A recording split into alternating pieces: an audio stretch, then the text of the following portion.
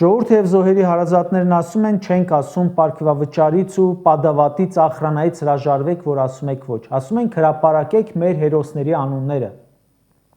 Հայաստանի հաջորդ վարչապետի առաջին քայլերից մեկը պետք է լինի հենց դա՝ հրապարակել զոհերի ամբողջական ցանկը։ Պատերազմի տարելիցին Նիկոլը հասել էր ՄԱԿ-ի ամբիոն ու կիսադատարկ դահլիճում ելույթ ունեցավ։ Դրանից մեկ օր առաջ ելույթ էր ունեցել Ադրբեջանի նախագահը ու Հայաստանի հասցեին վատ վիրավորական խոսքեր ասել։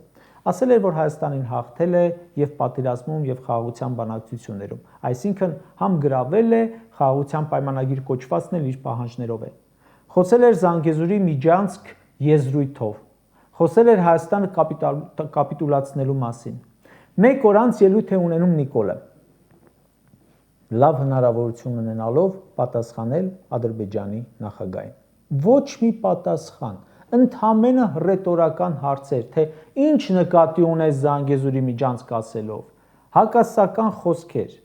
Ասում է խաղաղություն է հաստատված, հետո ասում է, որ Ալիևի բառապաշարը ագրեսիվ է, նեգատիվ է եւ այլն։ Բայց ինչ խաղաղություն է հաստատվել, եթե այդպես է։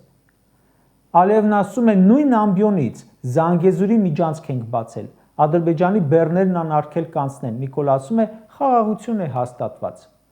Ալիևի բառապաշարը գրգռում է, ասում է նեգատիվ է։